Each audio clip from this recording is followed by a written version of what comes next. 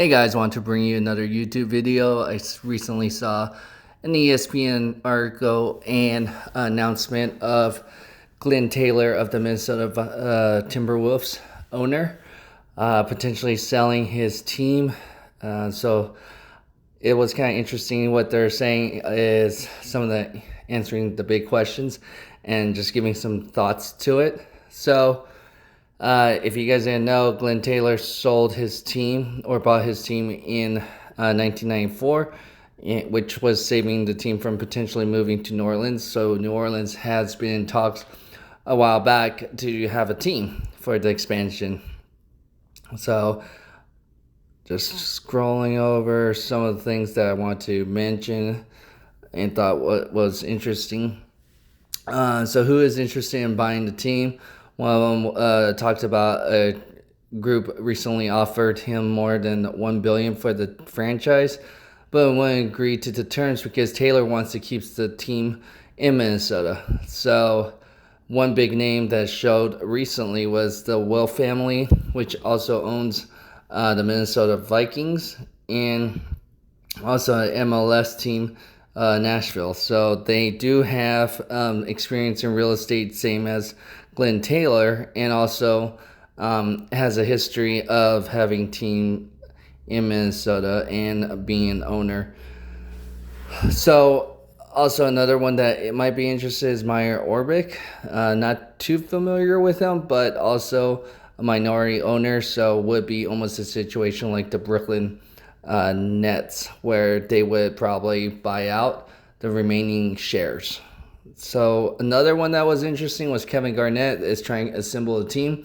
The problem is that in 2015 it was going to be Flip Saunders and Kevin Garnett with the group, but Taylor didn't follow through what he promised, and so Kevin Garnett kind of called him a snake and doesn't want to do business with any snakes at that point.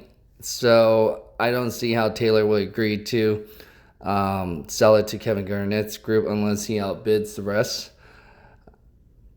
And then, so why would Taylor sell the team now? Well, with everything going on with the pandemic, it's kind of opened up or other teams that might be looking to sell because the Timberwolves have been losing money financially for a while now, and you don't get much money if you're not also in the playoffs too from the ticket sales.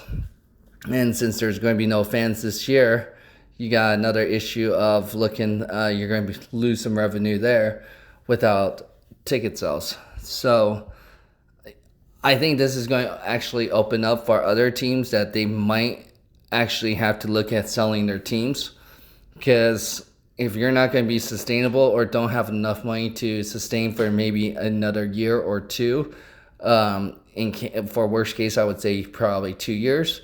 Best case scenario, because of the vaccine that they're trying to work on, they're probably going to have to, because again, it comes down to each business leagues, how they're going to operate, if this lasts longer than expected. Right now, so far, the bubble has been working pretty well. It's probably one of the safest places, even though they're in one of the biggest hotspots.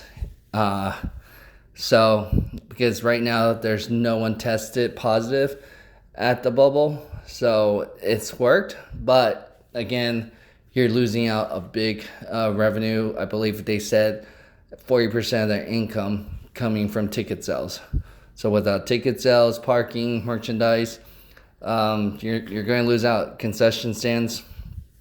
So another team, I think, just looking ahead, I think the Phoenix Suns might be one of those teams that might not be profitable. I know the Kings got a new stadium.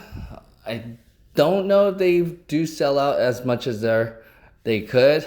I know Las Vegas, living here, they are looking to try to get an NBA team. Longest team that they've been in links with has been the Phoenix Suns. So I wouldn't be surprised if, like I said, another year or two, you're going to see the fallout of maybe some teams might be moving to another hot market.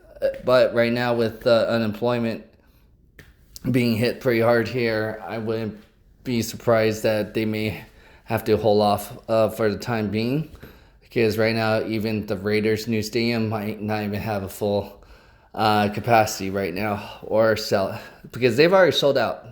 They did really well with the Golden Knights. Another team or city that's trying to get a team is the Seattle Supersonics. They're trying to get a team again, so that is one of the potential bids that they've been talking about, was that Seattle's investment group has been trying to get the Timberwolves or any team that's available to move to Seattle. So that's where it comes down. Another question with the team move. Again, Taylor's trying to not have any teams, based on the agreement, to not have any teams move. But as history shows, it's based on conditions and everything that goes. At that point, again, Chris Hansen, you could see, tried to buy the Sacramento Kings and move them to Seattle in 2013. Obviously, that didn't work. Another sticking point, if they do try to move, the Target Center recently completed renovation that includes $75 million in public money.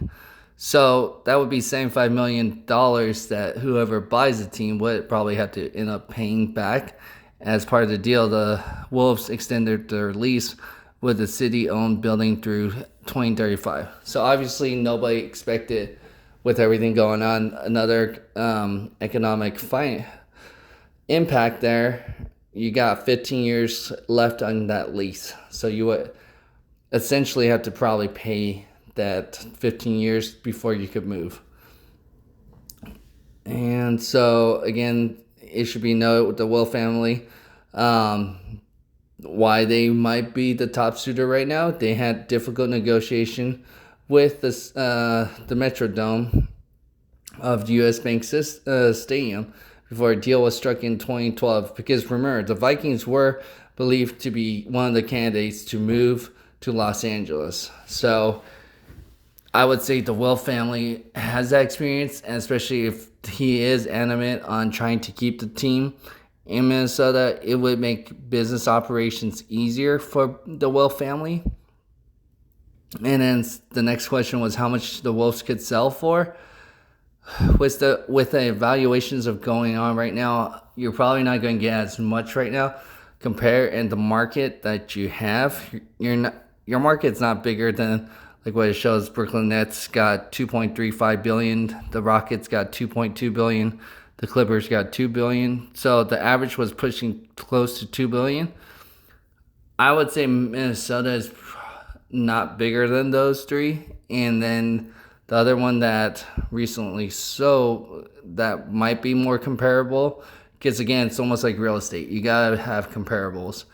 And so I would say the Grizzlies was the closest one.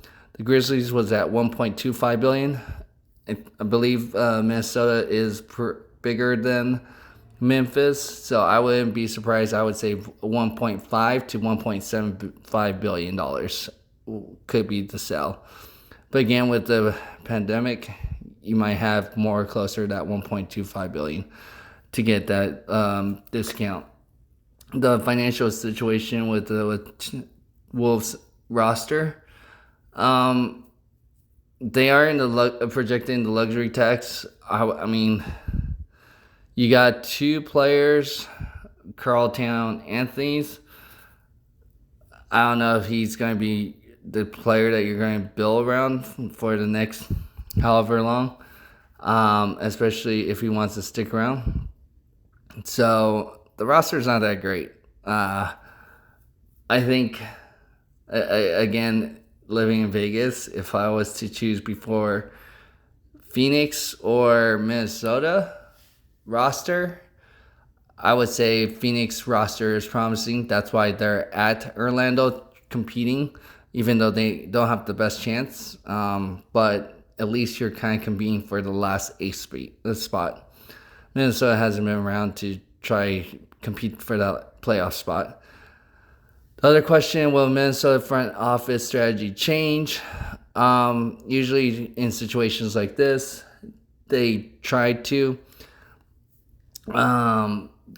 Well, you don't know if they're going to clean out the front office. So I'm more familiar with the Rockets when the ownership changed. They still kept the front office. They kept the coaches and everything.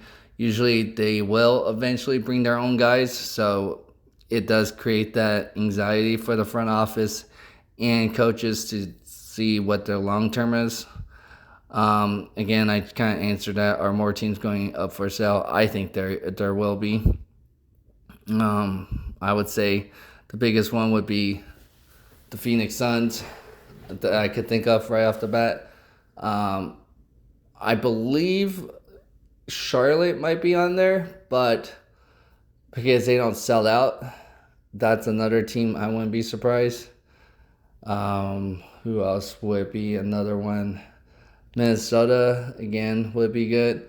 I don't think Memphis also sells out, but they also bought the team. But that could be they bought the team and could potentially try to eventually move the team, because I know that was another team that was linked to the Las Vegas area. So we'll see how things fall out with financially this upcoming NBA season. And from what I've also heard and saw was that they ended their relationship, or potentially ended up ending their relationship with China too. So that's another big market that they could potentially lose. That's more revenue. So when they have to negotiate with the NBA Players Association, it will be interesting if they're going to be able to lower the cap, but I doubt it. So that's going to be interesting how things plays out next year or two financially for everyone. Go ahead and like, share, comment, and subscribe on what you think of what the Minnesota Timberwolves are going to do with their team, and how are they going to operate and where they're going to go from this point. Thanks.